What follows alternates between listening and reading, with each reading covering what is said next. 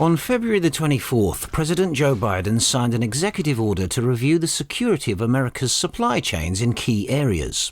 Chinese media cited reports and experts as saying the move will reduce the dependence of key industries on China and will shift supply chains out of China, with the biggest impact on technology decoupling.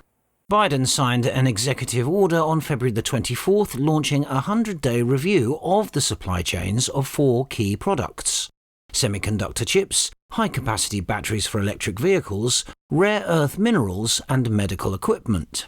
According to Nikkei Asia, the United States will develop a supply chain strategy to wean itself off China.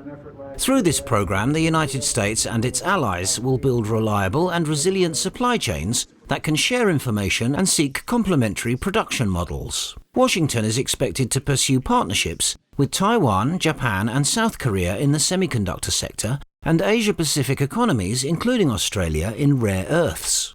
Invited by the United States, Taiwan Semiconductor Manufacturing Company, TSMC, committed $12 billion last year to build a plant in Arizona to make military chips. Mass production is expected in 2024 with US subsidies. The Japanese government has also set aside $1.9 billion to invite TSMC to set up a chip plant in Japan and cooperate with Japanese companies. Li Hongqing, director of the Information and Strategy Institute in Washington, said it shows that the Trump administration's sanctions on chips are working. When Trump was the president, he already started to do this work, with the chip industry being the most obvious. After September 15th last year, Huawei and SMIC were cut off from the supply. Huawei's 5G mobile phones went almost out of stock due to lack of chips. It was the result of inevitable technological competition.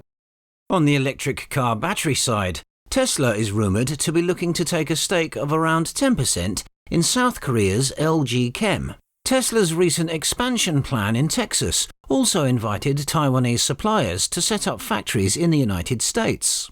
In the case of rare earths, the United States imports about 80% of its rare earths from China, raising concerns in the Defense Department. Lynas, Australia's largest rare earth producer, signed a contract last month to build a new facility in Texas to process 5,000 tons of rare earths per year, funded by the US Department of Defense.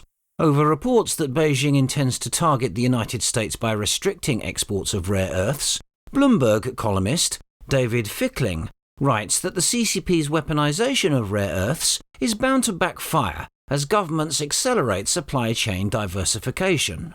According to a report by Chinese media cited, as early as last April, Larry Kudlow, then White House National Economic Council Director, said the policy of attracting US companies back from China had been put on hold as the epidemic spread around the world and production capacity in developed countries stagnated, causing some supply chain transfers to pause. Wang Tao, chief China economist at UBS, Union Bank of Switzerland, was quoted as saying that in the short term, a sustained supply chain shift would have a direct negative impact on manufacturing investment, while in the long term, decoupling of the technology supply chain would be the most worrying. The Biden administration may be able to ignore the 100-day review period and take action immediately.